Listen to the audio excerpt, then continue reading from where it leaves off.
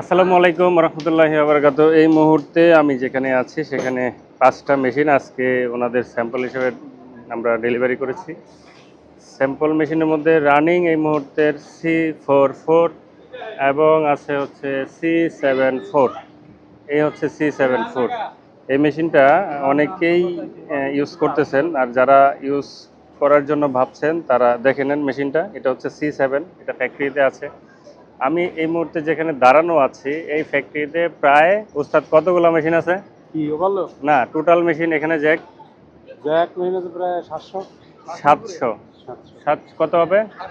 না, 700 না, আমি যতটুকু জানি প্রায় 900-র কাছাকাছি। ওইটাই যে যেটা কিছু মেশিন ক্লোজ করে রাখা হয়েছে। ও আচ্ছা, এই মুহূর্তে কিছু মেশিন ওনারা রিপ্যাক করে রেখে দিছে আইডিয়ালে।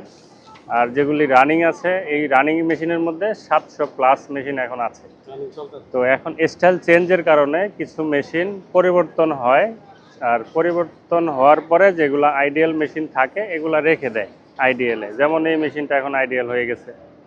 আচ্ছা, আমি কিছু মেশিন যদি দেখাই, এখানে কোন মেশিনটা নাই, জ্যাক ব্র্যান্ডের কোন মেশিনটা নাই, এটা আমরা ডেলিভারি করছি আজকে। তো কোন মেশিনটা নাই এখানে? এই যে অটো টর্নেডোর লক স্টিচ। এই পাশে কি? এই পাশেও টর্নেডোর লক স্টিচ অটো।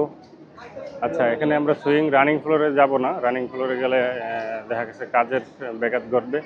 এখানে A4 A5 A5E A4 যে মেশিনগুলি ছিল আগের সবগুলি মেশিন এখানে আছে। এই মেশিনটা কি? এটা হচ্ছে C5। এই সহ আরও অনেক মেশিন এখানে আছে যেগুলি আমি এখন এই মুহূর্তে সুইং লাইনের ভিতরে গিয়ে দেখাতে পাচ্ছি না।